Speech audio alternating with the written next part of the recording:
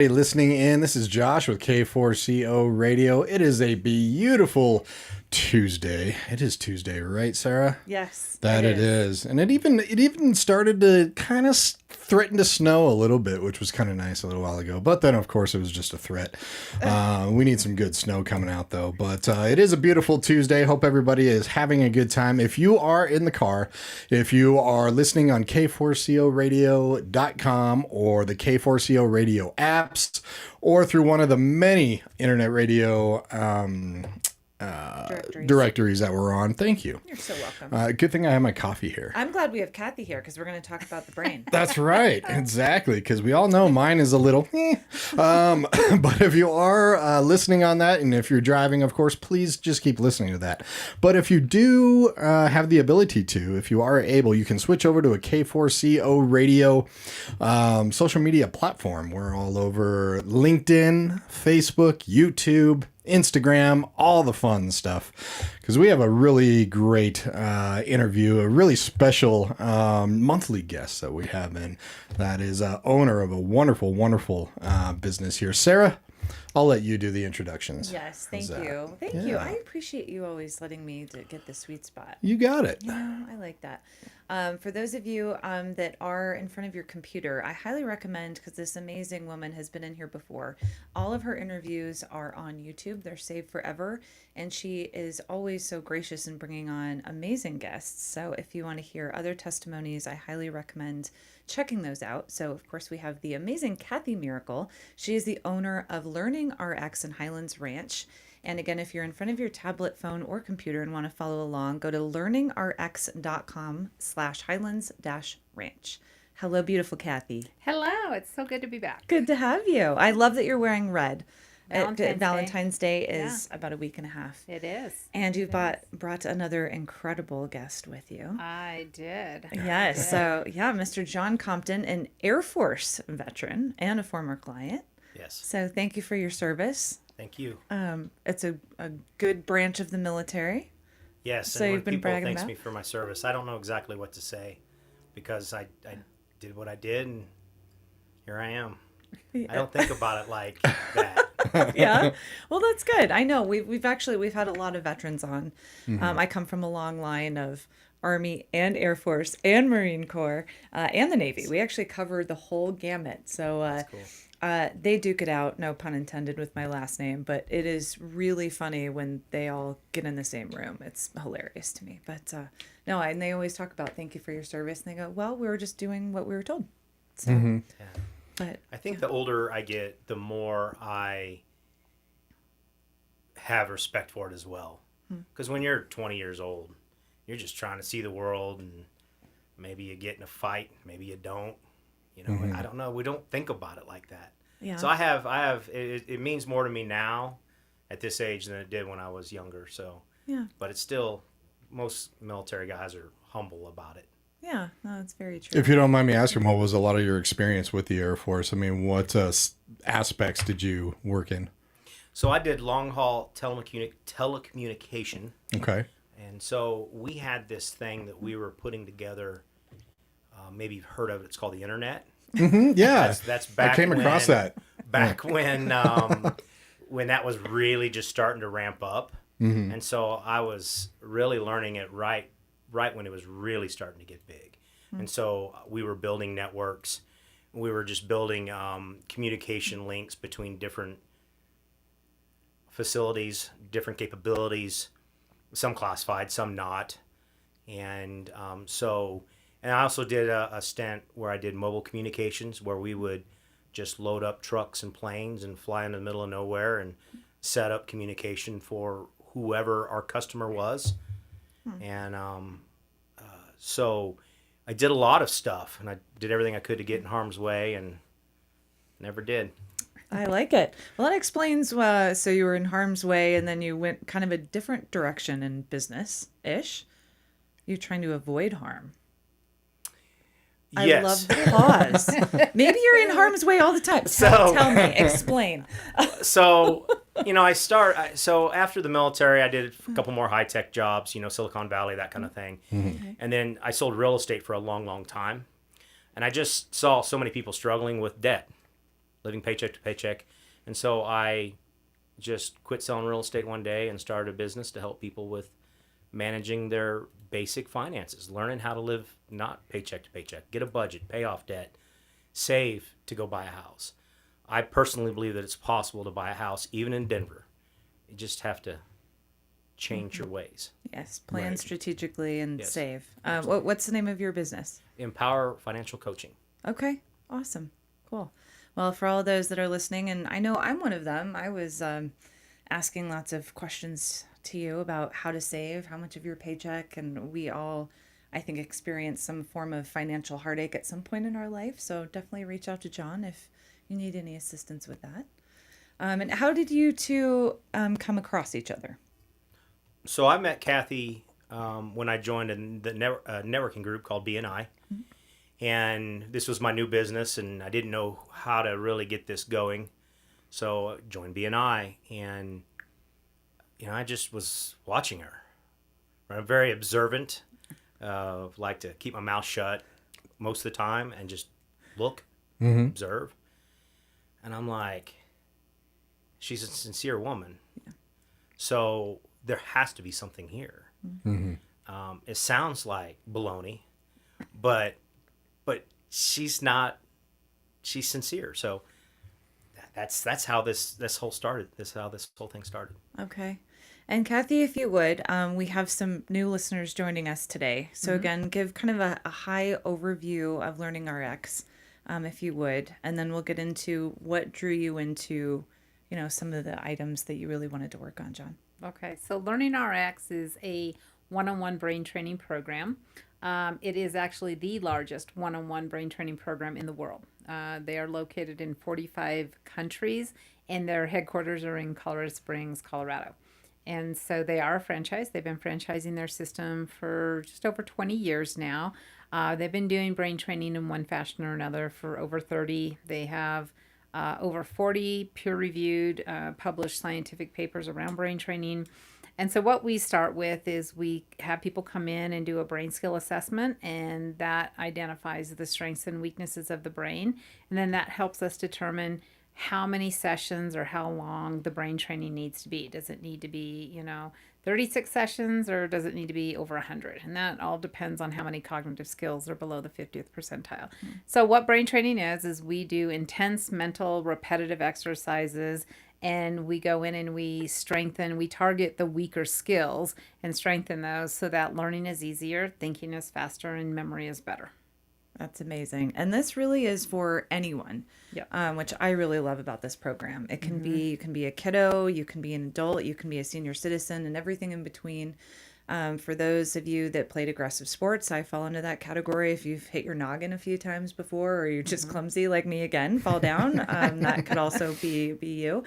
Alzheimer's and dementia is definitely a large thing, unfortunately, that happens to us. But grade school too. For those of you that know people that work in nursing homes, or your kiddos just maybe struggle with learning, or they just learn differently than others. Or I love the partner work as well. That to me is fascinating too. Of, hey, we're just not on the same page. Why are we communicating differently? So this is really open to so many different people. And again, so it's Kathi Miracle, and it's LearningRX. I'm going to give you the phone number, 303-955-2959, and go in for a brain skill assessment, which is great.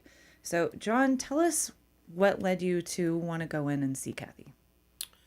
So, selling real estate for as long as I did, started when I was really young, 27, 28. I just knew it like the back of my hand. Not that I didn't run into things that I had to learn and those types of things. There was always learning, and if you're serious about anything. And so it wasn't very difficult. And so I started this new company, this new business, and there's so many things that I had to learn that I didn't know prior. The work itself, not so much, but all of the things that it took to get this going. And so I couldn't sit down for longer than, say, 5 minutes. And I would have to have a completely quiet room. And I mean, I could hear the clock ticking on the wall and it would distract me. And so I didn't have the ability to sit down and produce anything. 5 minutes was a big session for me. And so I would set a timer for 15 minutes to try to sit down, and at least if I could work for 15 minutes, how much could I get done? And I'd have wandered off from my desk, and then I hear the timer going off. I didn't even make it to the timer. I didn't even remember to take my phone. So anyway, I just knew that something was wrong. I couldn't concentrate. I didn't produce quality work. I couldn't sit. And so, honestly, I was thinking, well, do I need to go get some drugs to calm my mind down? I mean, what do I do? I don't believe in that. So I listened to Kathi. I was like, you know what? Let's give it a try. Nice. I'm actually really glad you brought that up because I was thinking about bringing it up too. Because when I went to college, I studied psychology and criminology. That was what I majored in because I liked it. Not really doing it right now, but it was at a time where medicine in the psychology field was very big and very growing. Now, of course, I'm not discounting medicine for certain situations, but a lot of times it seems like, Kathi, and correct me if I'm wrong, we just kind of want a quick fix type thing. Oh, and we go right to medication. There's something wrong with my brain. I need medication for it. And that's, for example, that's what my parents did when I was in middle school. I tried it for about 6 months. I'm like, I don't like this stuff. I'm good. And my parents said, okay, sounds good. I needed to learn how to study. And so I took the study classes, but I didn't do anything as complex as this. No, and I mean, I think, our society has been conditioned to have things quickly, right? It's why credit cards exist. It is why drive-through restaurants, Taco Bell, Burger King exists. And, God bless Amazon, they'll get you something the same day. Right. Now you can have it on your doorstep the same day if you order it in the morning. And so, unfortunately, like when they do come into LearningRX, one of the things we absolutely tell them is this is not a quick fix. This isn't easy. It is hard. You will work at it. And just depending on the person, like I said, some people may have 30 sessions, somebody may have 108. So it actually we work really hard to say, how are you going to fit this into your schedule?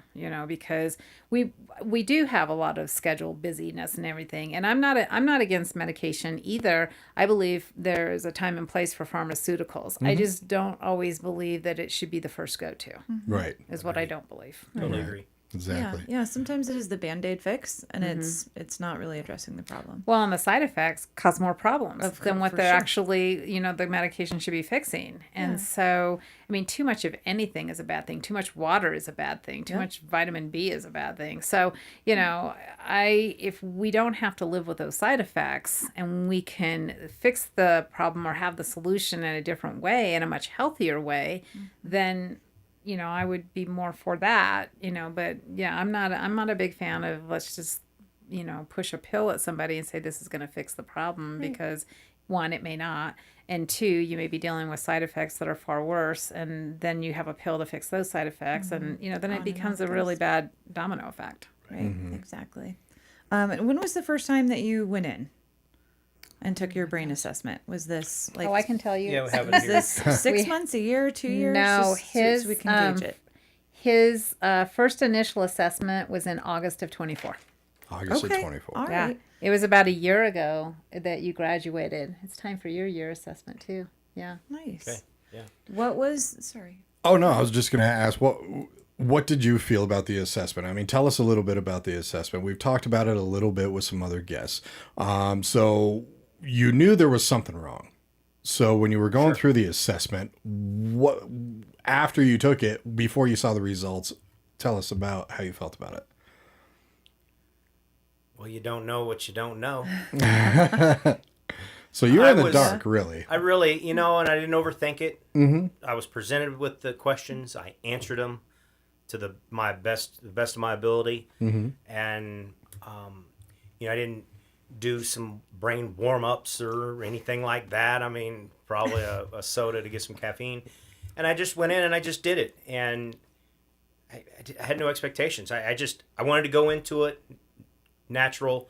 So I got a correct diagnosis, so I could then attack the issues. Right.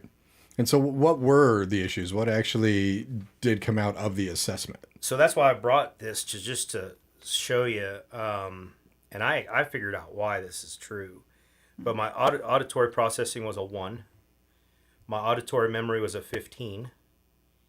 And everything else was pretty decent. But and then word attack. That's how you look at letters and blend words together and understand the meaning behind them. That was a little low. And Okay. what is the scale? So when you say 1 out of 1 to 100. one, okay. And I guess technically you could pop off over 100 because like one of mine improved to greater than 99, so Okay. pretty close to 100. What we know is, usually it's kind of like when your kids go to the doctor. They won't, if they're in the 50th percentile of growth, right? Or they're in the 80th percentile. I mean, it's kind of the same concept or the same theory. From a cognitive standpoint, we know that people who have cognitive skills below the 50th percentile, they're going to struggle. They're going to struggle in school, they're going to struggle in work, they're going to struggle in life, is what's going to happen. So we specifically target skills under the 50th percentile, and that's what we strengthen.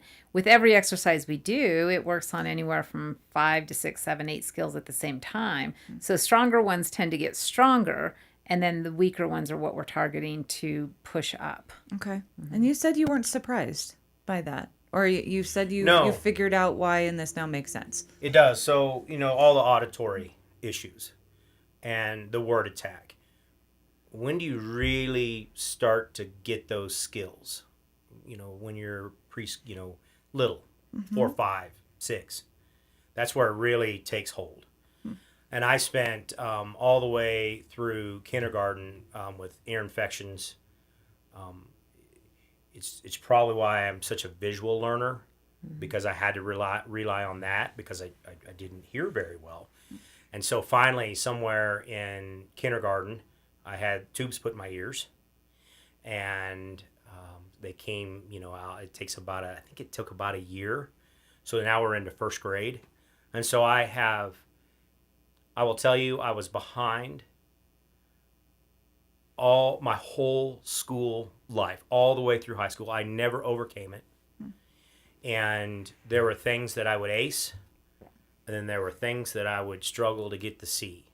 And I would say that in high school I probably got some C's just because people liked me a lot. They thought I was funny, and so they just passed me. And so the English language is difficult. Spelling, writing. Now all of those, some of those things I've overcome with just the use of technology, right? But I can remember when we were doing this training, I think we started with 3-letter words. 4-letter words, and I couldn't spell it forwards and backwards. And 4-letter words. Yeah, and I mean, that's one of the exercises that you spell the word forward, you spell the word backward, and then you put the letters in alphabetical order. I couldn't do 4-letter words. Yeah. I'm kind of with you. If I ever got pulled over dead sober and had to do the alphabet backwards, I'm going to jail. It's hard. Well, that's it the is first thing hard. that we worked on at LearningRX is how to not to get a DUI by alphabet backwards. That's LearningRX 101. Love it. Stop drinking. We actually do teach. We actually, is a warm-up, and that's a warm-up exercise that we teach. We did do that. We but do the alphabet backwards, and once somebody can do the alphabet backwards in 15 seconds or less, then they have to start doing it end to end. So then A, Z, B, Y, C, X, D, W.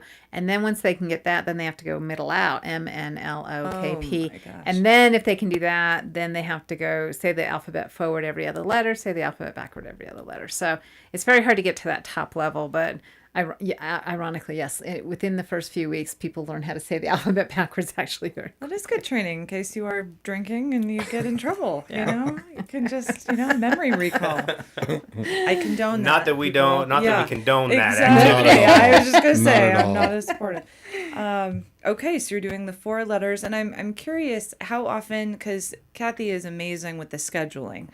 Sometimes it's in person, morning, evening. What was your schedule like in the I beginning? came in 3 days a week. Okay. And if I was going to miss a day or two the next week, trip, vacation, whatever, we would try to Get add four in. a day. And so I decided to go in because with our their family, my wife travels a lot. There's no way that she could have done the training for me. She'd have been happy to, but I just don't know that it had gotten done. So I was a warrior and went in there 3 times a week. And I'm going to tell you, at first, it would take me to 1 hour. It would take me to the point of exhaustion. Yeah. Many times I'd just go home and take a nap because it was just mentally done. Mm-hmm. And then as time went on, it energized me. Okay. It got exciting because you could just see the transformation. At what point did you start to feel that a little bit, the transformation? I don't know. One day I was going home and taking naps, and the next I wasn't. I don't know. Okay. But I could see it. I could feel it. I could tell that when I would sit down and work and I would produce more. Or I told Kathy one thing that was remarkable was, so if you can type 40 words a minute, super. But if there's 20 errors, what have you really accomplished? Right. I was typing better.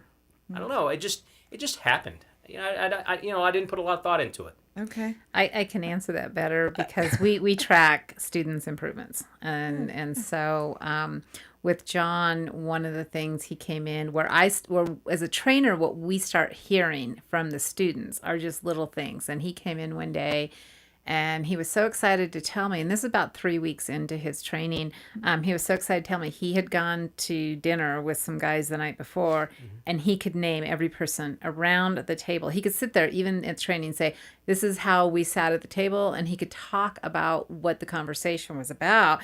And for him, that was like a huge hurdle, that he couldn't believe that's what had happened. And so it's not like you wake up one morning and all of a sudden, you get this epiphany. It's really, you just start noticing these little things along the way. Or when he could do his work with the clock ticking, or he sat at his desk for an hour. I mean, those are the little things that I would start hearing. And everybody's a little bit differently, but it usually, depending on the cognitive skills, for some it starts around 3 weeks, and for others it's maybe 6 weeks. But we usually start seeing something within 3 to 4 or 5 weeks of doing training. We'll start hearing, I paid attention in a meeting, or my daughter didn't have a meltdown. What takes us an hour to get ready for school now takes us 30 minutes, or what took us 3 hours to get homework done took us 45 minutes. And so it's those positive things that we start hearing as trainers. No, that's wonderful. I even had a moment where I knew I was getting better. And so I got all arrogant and everything, and I have a record player in my office, and I turned on a record. I'm like, can I produce some work here and have the radio, have this record playing? And I can. Now, depending on the complexity of the task, maybe I need to have it quiet, but I can do just normal run-of-the-mill stuff with radio playing. First time in my life, at 49 and a half years old, I could have distractions and still work. It was quite remarkable. That's amazing. Yeah. It actually, believe it or not, calms me down to have radio or something in the background in a purely silent room. There's a carnival going on in my head, and I'm just all over the place. Yeah. Right there. Yeah, that's my wife, but that's not me. Now I can do that now. I have that gear depending on what I'm doing, but it's actually quite enjoyable, right? It just makes the room happier because I love music. Right. So. I'm curious, Kathy, I mean, there's a lot of different skills that are analyzing, from auditory processing speed, long-term memory. You said some of the skills can be strengthened in a shorter amount of time. Some of them take a longer amount of time. So it's not specifically the skill. It's how many skills are beneath the 50th percentile. So in some people's cases, they may have 3 under the, 50th percentile. I had one student who, 17 years old, mom and dad didn't understand why she was struggling so much. They came in, every one of her cognitive skills were beneath the 50th percentile. Her highest one was logic and reasoning at like 37. And everything else was below the 50th percentile. So that clearly was a much longer program for somebody, because we are targeting, it has more to do with how many cognitive skills are we targeting. Are we targeting 2? Or are we targeting 8? And so that determines the length of the program. Can you, if you have multiple, let's say you have like, all of them or the majority, can you tackle just a few for a little while? If it's too, I'm thinking for me personally, to get overwhelmed, can you do a few of the skills for a couple months? And once those get stronger, you can focus on different skills? Or do you It prefer doesn't tackling- technically work that way because like one of our exercises, I know when we're doing it, I may be working on it because I'm trying to work, let's say, on processing speed for somebody. But at the same time, we're working on this one exercise for processing speed. It will also work on all three types of attention. It will also work on visualization. It'll also work on long-term memory. So I'm doing one exercise that's already working on all these other skills at the same time. So now, and we, in the beginning, we get in about 6 exercises in an hour. By the time somebody is 2/3 of the way through the program, we're getting in 10, 12, 15 exercises in an hour. So think of how many cognitive skills we're working all at the same time. That makes sense. Okay. John, I'm curious. I know you were starting to notice some changes. Obviously, Kathi was too. Did you start hearing changes from either colleagues or people maybe from BNI or your wife or kiddos? Did they notice a difference as well? Well, being that I have just a solo entrepreneur business, of course, I don't work with anybody on a regular basis. I don't know if they noticed anything. I don't recall that being a conversation, but I could tell the difference. Okay. Right, I could sit in a louder restaurant and hear things, and stay in the conversation. So, I don't know. Okay. I can't really answer that one way or the other, but I could see the difference. It was night and day. Okay. And I assume you're still doing some of the skills. How do you progress forward? So I don't do anything in particular. What I do, though, is challenge myself with, like, Kathi, it would be, don't play the brain games that you're good at. Play the brain games that you're not good at. Mm-hmm. So I do a lot of crossword puzzles, which has been a struggle my whole life. I'm horrible at those. It's a skill set too. You got to learn their little lingo and their little things they do. But I can do crossword puzzles better.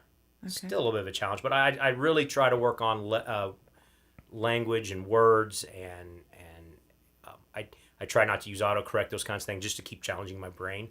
And I will tell you that one of the things that I'm so much better at is solitaire. Do you guys remember solitaire with the cards? Oh, yeah. You have a deck of cards. Of course. That's my go-to game. I don't miss things anymore. But I'm able to process the whole board the whole time. And for whatever reason, now I remember what I was looking for. What I know. I don't even have to look at the board when I flip the cards. I know that a card goes where it goes. So, yeah.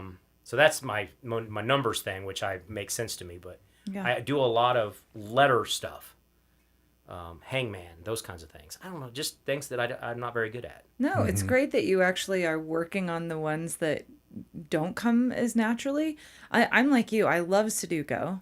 So I do Sudoku. Love Sudoku. And I love solitaire. I do that. I'm terrible at crosswords, so I don't do them. So, I mean, it's great that you're motivating me to go home and be like, all right, we're going to do a crossword puzzle. Because we're like, we want to be right. And yay, we did it. And what you just said is what most people do. They gravitate to the games they're good at. They gravitate to the games they enjoy. And so what I get asked usually is, am I exercising my brain if I play Sudoku? And I'm like, well, yes and no. You are, but you're exercising one part of the brain, and you're exercising probably the strongest part of your brain, because it's what you enjoy and it's what you're good at. Right. And so I have people who will say, well, can you recommend gaming apps I could play? I go, not unless I know the strengths and weaknesses of the brain, because I could tell you anything and I'm really not sure if I'm helping you or not. And so if I know the strengths and weaknesses of the brain, then I can say, if this is your weaker part, then these are the things you should focus on. You're not going to like it. It's not going to be enjoyable. It's because it's the weaker part of the brain.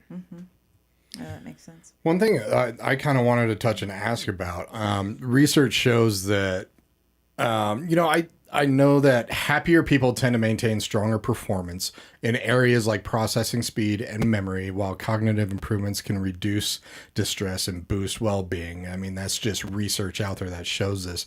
So there is a correlation between, which makes sense, better cognition and overall happiness, I believe. I'm curious for you, John. Did you notice?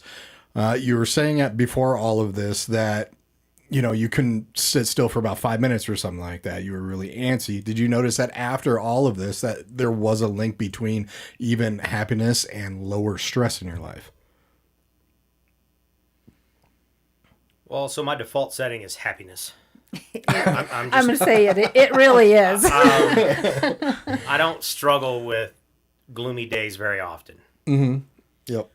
But I got a sense of satisfaction that I hadn't felt for quite a long time when I was able to sit and produce that would get me closer to my goal of helping people. Mm-hmm. And so it probably added an element of joy. Absolutely. Mm-hmm. Especially in if you suck at something and you start sucking less and less, well, you have to have joy in that. Right, exactly. So, anyway. It's totally true. To your point. That is a perfect quote right there. That is, it sucked less. So my kiddo yesterday had a terrible day at school. And that was my question. I'm like, it was better today. You didn't punch someone. That's awesome. That's an improvement. So right. You didn't suck as much today. So look for those silver linings, right? It's so true. I think people say it differently, like self-improvement, those kinds of things. Yes. Mm-hmm. I just break it down. I just try to be blunt. Yeah. Right. I sucked and I sucked less. I suck less. I love it. Yeah. To answer your question, though, we have a student right now going through the program, and I'm not training him, but and I wasn't available yesterday when he was in the center, and the trainer talked to my husband Doug, and what Doug told me afterwards was that the student is recognizing that his anxiety is lower, like things that would have just set him off or just overwhelmed him very quickly. He's recognizing right now, after a few weeks of training, that things that would have triggered him, all of a sudden he can go, okay, this is the situation. So now this is the solution. And he's approaching things from a much calmer approach than he would have previously. I've had people tell me they have more energy. I've had people who say that, right now we're actually trying to do our own little mini program around emotional trauma and PTSD. And so I wholeheartedly believe that rewiring the brain will actually lower someone's effects of emotional trauma or PTSD, because it actually gets held in the front part of our brain. Emotional trauma, that's where our fight or flight is. And so people with severe PTSD actually kind of stay in that fight or flight, all the time. Mm-hmm. And we've had other LearningRX centers have had experience with people who've gone through the program, and they become a much more calm person. And the brain holds on to emotional trauma longer than it holds on to physical trauma. And so if this really holds true and we can rewire the brain and help minimize the effects of PTSD or emotional trauma, that's amazing, right? Mm-hmm. So to what you just said, yeah, I mean, when we're doing brain training, students start seeing one success after another. Like they see themselves passing these levels. We're definitely treating them, like giving them high fives and way to go. And things like where I would see somebody struggle, like they had a hard time getting this, and then they got it and they passed it. I mean, the look on their face is, oh my gosh.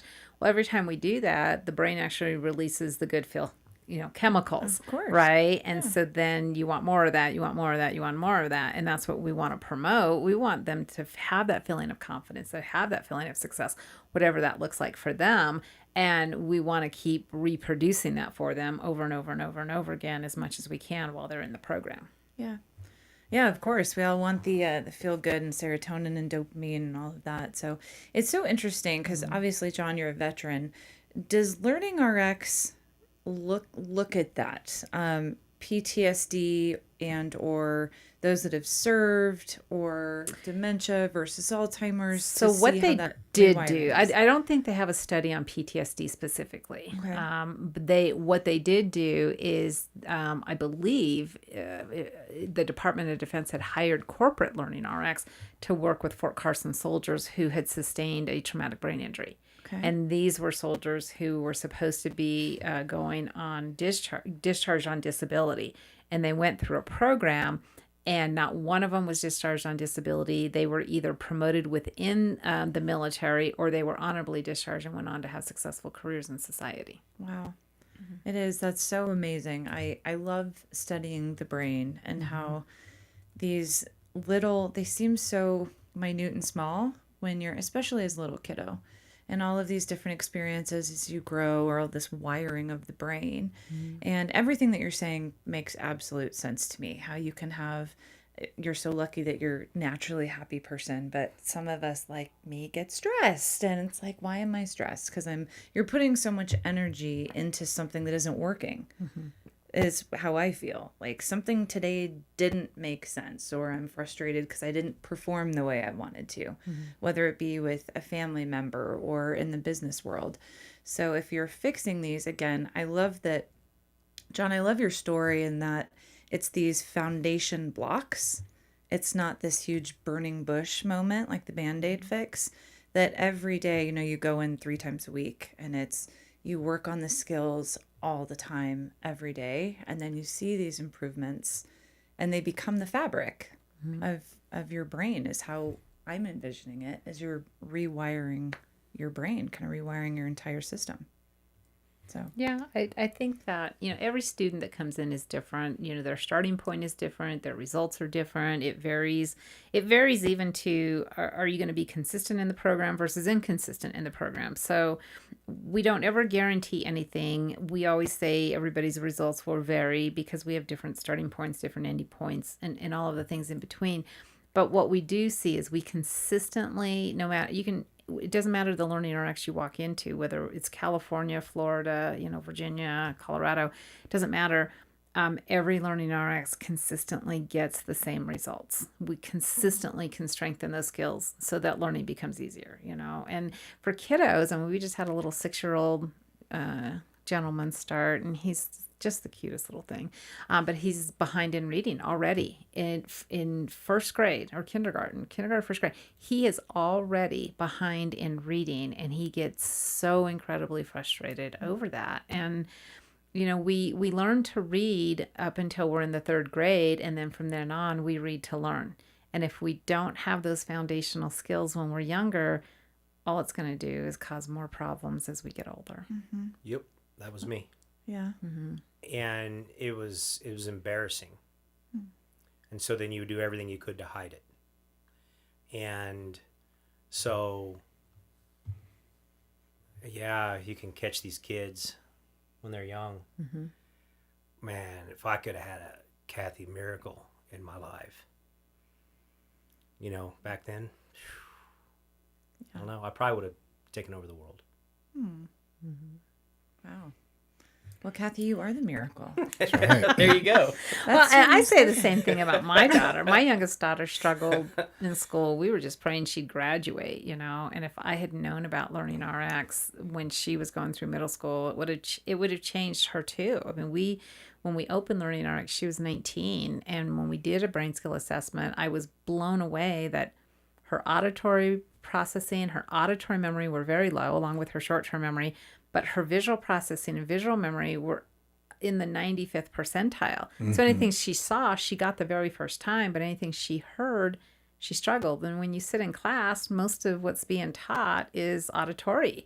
And I remember her coming home from school one day just in tears and saying, Mom, I didn't get this. And I go, well, why didn't you ask the teacher? She goes, I did. And after the 3rd time, she said, I'm not going to answer it again.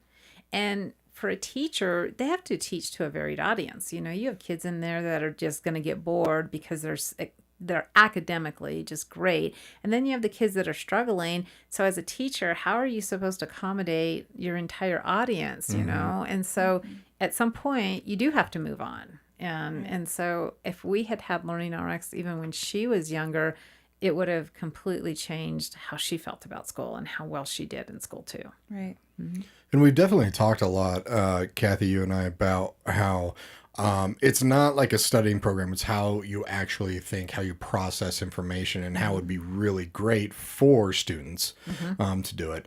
But one big thing is that it is not. It's for, I mean, you said your oldest was in the 90s, I believe. My personal oldest has been 82. 82, LearningRX, I think their oldest student has been 103. 103 Down in years old. Shreveport. I think it was in Louisiana. The oldest student was in Louisiana, was 103. Right. That's amazing. And so, I mean, it's definitely something that can help anybody at any stage of life. And John, as a business owner, I mean, just as that, I mean, would you recommend this for someone? Business owners work tirelessly. There's a lot that they have to do, a lot that they have to organize, a lot that they have to run. Is this something that you would advise business owners just to do the assessment, just to see if there are certain improvements that can make their lives easier? Oh yeah, 100%. I don't know who wouldn't benefit from this. Mm-hmm. And I could see people, business owners and executives, those types of people. There's no doubt in my mind this would help them. Right. They're weak in something, and so, and like I said earlier, I sold real estate for 15, 16, 17 years. There was not a challenge. There were challenges short term, figuring out problems, those kinds of things. But the business itself just really wasn't a challenge anymore. Mm-hmm. So you can, I think you can, some of your cognitive skills can just decrease because you're not using them it's not a challenge anymore. You're not challenged in certain areas. Mm-hmm. So I have to imagine everybody could benefit from this. And that's an interesting question, Kathy. I mean, does research show that, cognitive abilities do decrease over time? I mean, is this something that is even more useful for people who are older to keep that cognition and their ability continuing and thriving? I think it's, that phrase of if you don't use it, you lose it, right? Mm-hmm. But what I see ends up happening is that people tend to gravitate to their stronger skills. And they start accommodating, or they start compensating for their weaknesses. Like you said, they play the games that they're good at. Correct. A lady who came in to see us, I want to say she was mid to late 40s. And she was really funny because she was like, she worked for the government, so I don't really know what she did because she couldn't tell me. And I was like, if you can't tell me, I don't want to know. But she had in her lifetime sustained 4 traumatic brain injuries. She had actually flown through the windshield of a car twice when she was young, when seatbelts weren't like as mandatory as they are now. She was in a skiing accident. And then she told me another one, but she had sustained 4 traumatic brain injuries. And so what she did was super important, and meetings that she had to sit in were, lots of information. So she, like, say the meeting's at 2:00 in the afternoon, she'd get into the meeting room at 1:45 with her computer and hit dictate. She'd make sure she could center herself, where, like, okay, I'm in the middle of the table, so I've got half people here, but she'd sort of center her computer and just put it on dictate, and it would dictate the entire meeting. Mm-hmm. And then she'd go back and she'd read very carefully back through her notes to understand what was said, what she was responsible for, who the handoff was to. And I remember saying to her, this cannot be an efficient use of your time. It cannot be. You're working so much harder than you need to be, right? And she didn't want to lose her job, and she still had a lot of years ahead of her, and she wanted to know, she's like, is this going to help me? And I'm like, yes. Yes, it will. So yeah, it helps people be more efficient. It helps people be more productive. It helps on so many levels, depending on what somebody does for, what they do for a career. Mm-hmm. I do. I think and again, I always throw myself under the bus because I'm guilty of a lot, but to overcompensate, right? If my right hip hurts, I'll start walking a little differently. And then all of a sudden my lower back hurts because you start compensating. You do. But I do love that we've talked about the schooling. And to your point, we kind of threw a blanket over your 15 kids, your 30 kids. And then people are all we're processing so differently. So it's wonderful and I have to get my kiddo in because he's excelling in math and reading is a challenge. And he is, you start seeing this stuff in the beginning and you don't want, like, I went through it too, like with other kids that they're at different levels and like, why are you here? And what's going on in this situation? So, and it's normal to have that situation, you know, because we're all learning so differently. We do it. We absolutely learn differently, you know? And so, and I'm not a teacher, and God bless teachers because they have a hard job, and especially during COVID. And so, I have a lot of respect for anyone who's a teacher. And I have a lot of great friends who are teachers, and I listen to their stories. And so when you, as a teacher, you know, no teacher got into this for the money. I know that already. They got into this because they wanted to make an impact in a child's life, right? And I had some really great teachers in elementary, middle school, high school, college. And so when I listen to my friends, they know when a kid is struggling. They can see it. They're sitting there in front of the class and they know the kids who are excelling. They know the kids who are struggling. And on some level, you know, their hands get tied because of what they can and can't do within that district or within the Department of Education that oversees Colorado. And so they desperately, I don't think there's a teacher out there that wants to see a kid fail. Ever. I think that they got into this to make an impact. And when they see a child struggling, it hurts them too, because they don't have all the answers and they don't know what to do. And we talked about this the last time. I would love for every school across the country, but especially in Colorado, to say, we want to have a brain skill assessment before this child comes into school, because as a teacher, then you know, Johnny is not going to hear anything you say. If that's all he does, he's going to have missing assignments. He's going to struggle. So how do you work with Johnny's parents to say, okay, here's the strength of his brain. He's really a visual learner. Can we take the assignments and can we record them? And at home, you'll go through and write them out for him so then he can read it, because he's going to be much more successful at that point. Right. Right. Completely. We can really customize things. I mean, I do that for any of my students, people who come in who are an adult, and say, here's how you rely on your strengths until we get you through the program. And even at the end of the program, we say, here are some recommendations to keep your skills strong. And I'm happy to hear you're still doing things like crossword puzzles. But, our goal is to really get people to be able to enjoy school again, to be more efficient and productive in their work, to have a happier, social life. And you're not sitting saying what as as two people in a relationship either, because we've seen that too. And so life becomes easier, and so we see confidence shoot up, we see energy shoot up, we see people. We have a kid right now who never thought he'd go to college. He told his mom and dad, I'm not going to college, don't ask me to go to college. His sister excelled. And he went through our program, and 3 weeks before he graduated, he had applied to 3 colleges. When he came in for graduation, his dad was saying he initiates conversations like he would never have initiated a conversation like this. And, so it just changes people's lives for the better. I love it.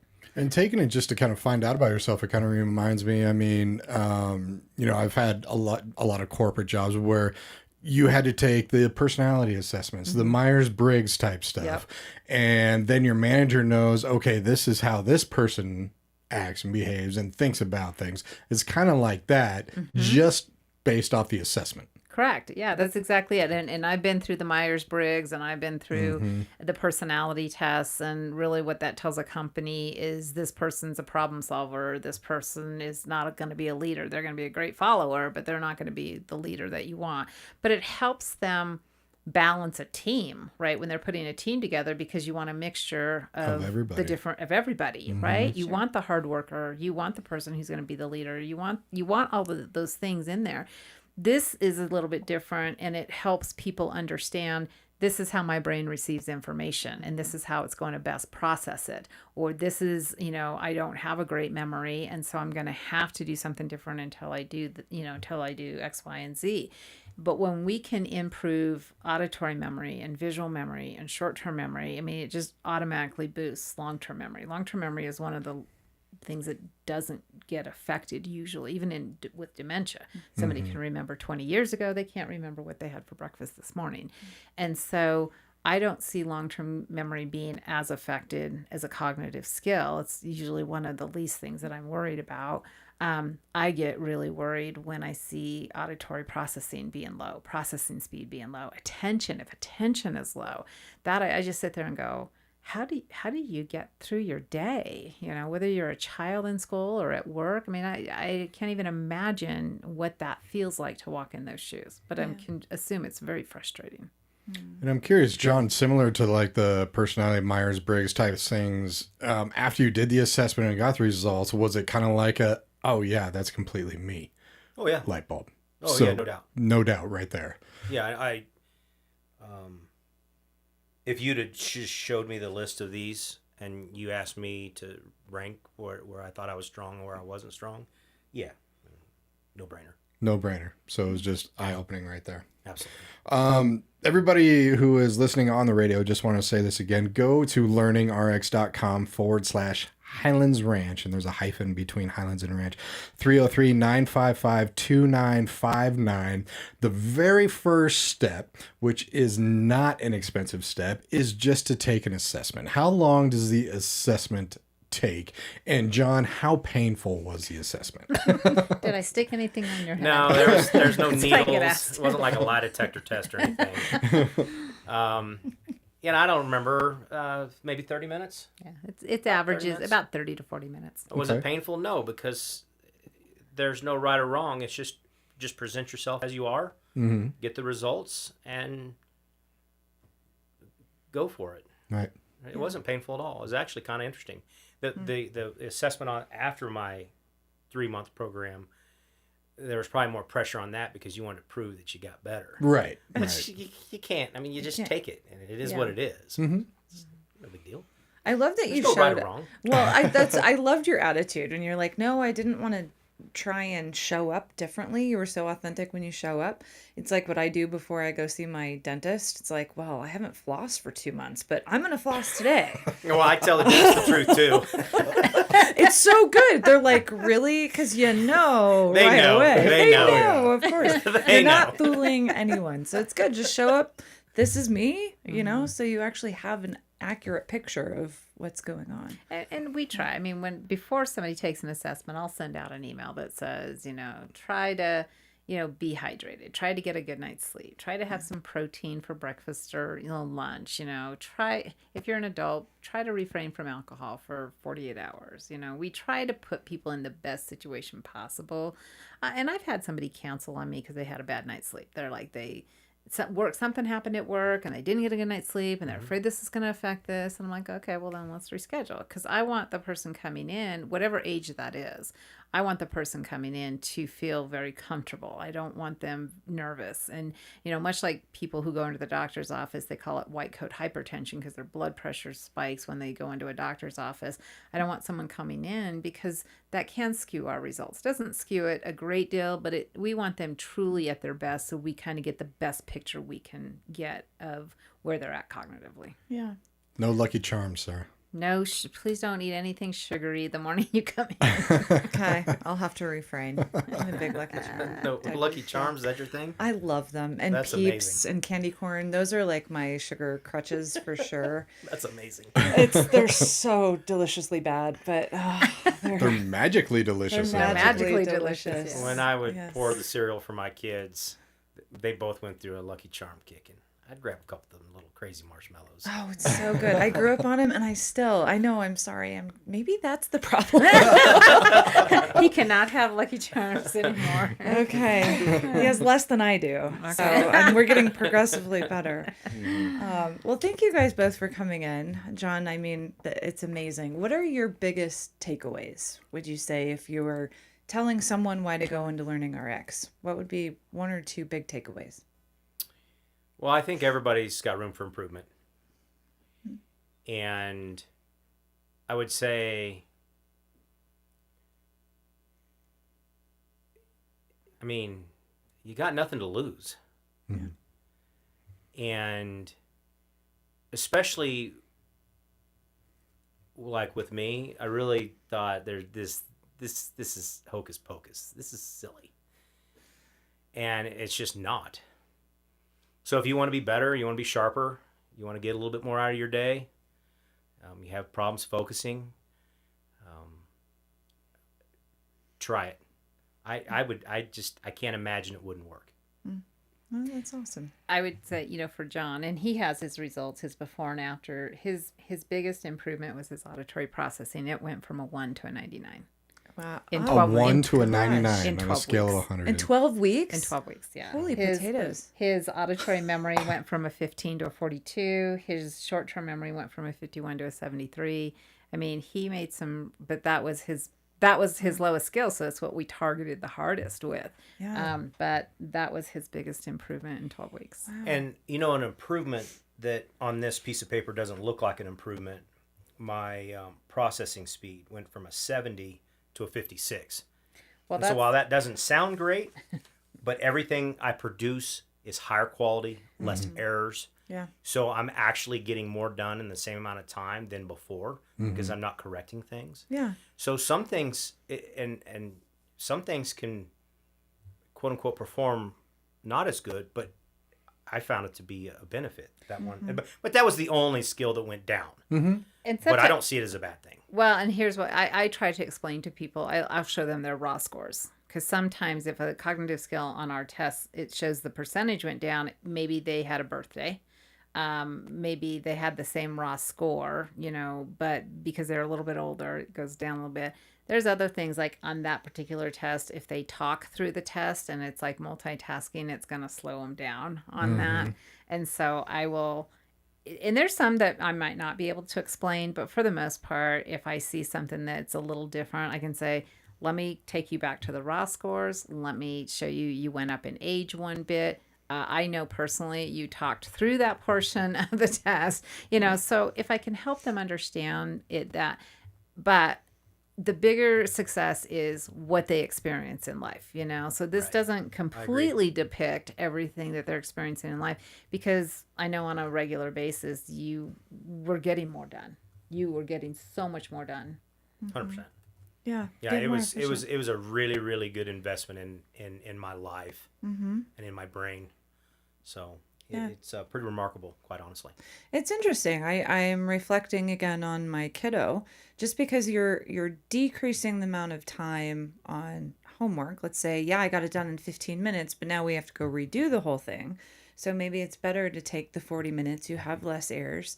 And to slow down. I mean, I say it every day. It's just, and I think sometimes with kids, it becomes a competition in the classroom. Who can get their test done first, right? Oh, yeah. And they're sitting there competing with each other, because that's what happened with my daughter. We kept saying, you don't have to be the first kid who turns in their test. Right. Take time to go back through it. And I had one little student, 12 years old, and he could do exercises at 160, 180, 200 beats a minute on a metronome, but ask him to do something at 80 beats a minute or 100, and you thought I was putting bamboo shoots underneath his nails. He just was like, oh, this is painful. And I'm like, you have to learn, though, to slow the brain down just as much as you need to understand how to speed it up. And so when I have someone who comes in and that's their personality, we start with doing a lot slower exercises, so it forces them to have to really focus and pay attention, because I know you can do this, but do you do this with errors or without errors? So let's slow it down and understand this piece of it, and you have to be able to gauge in real life when you need to slow things down and when it's okay to speed it up. right. Completely. Well, Kathi, you really are a miracle.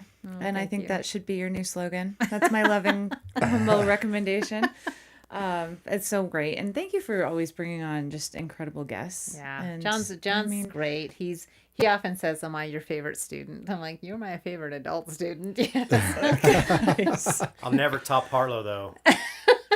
Harlow has the fastest presidents forwards, and I think backwards. Oh, man. And I'll never get there, and I'm just a 7-year-old's better than me. No, she's not. She's 14. Oh, 14. Okay. But that makes me feel better. So what that is in the center we have a wall of fame, and I'm not on we time students. And because we teach them how to say all the U.S. presidents by memory going forward and their last name, and how to do it all backwards. and we time it, and their name, if they hit a certain time, their name goes up on our Wall of Fame board. And her name has been up there since the fall of 24. She came back in for her year assessment, and she was so excited to see nobody had broken a record. But she was able to say all the U.S. presidents forward by memory in 9 seconons. That 9 is seconds? 9 seconds. Goodness. And I have her recorded because no one ever believes me. And I'm like, well, just listen to her. And I mean, but yeah. And so she was really excited to still Wow, her John, record still holds. John, I'm sorry, but Wow. I don't know if you can beat that. Luckily, we're out of time here tonight. So I don't have to prove that Harlow's Man. still better. Okay, I have to work on presidents in the alphabet. Man, these are some. I'm kind of sweating just thinking about it. I know. That's a Now lot. you know Okay. why he would take off his watch. And he would, For Yeah. sure, I Yeah. can see. Yeah, focus. Yes. Oh, man. Awesome. Well, ladies and gentlemen, the organization is LearningRX, Highlands Ranch, sitting here with the owner, Kathi Miracle, and John Compton, who's an Air Force veteran and former client. And average gains of cognition, boosts in IQ scores, memory processing speed, and reasoning after 60 to 120 hours of training is what LearningRX states right here. And it's definitely a miracle by Kathi Miracle. So check it out. Thank you very much for coming in.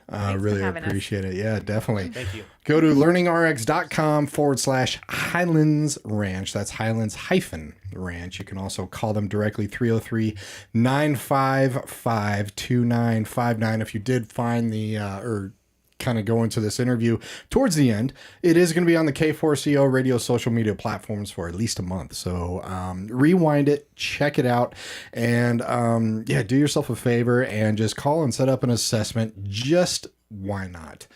Just to see where you are, because just like a Myers-Briggs or anything like that, John says, yep, that's me. So see where you can improve, and yeah, let them help you cognition, which in turn helps your happiness and everything like that. So thank you very much for tuning in, everybody. Stay tuned for a great mix of music, of course, and 7 o'clock, 1 solid hour of only Colorado musicians, and 9 p.m. Kind of Vague Radio, which is also only Colorado musicians, hosted by Andrew Talent and Rob Dixon. Thank you very much for joining, everybody. Have a wonderful night.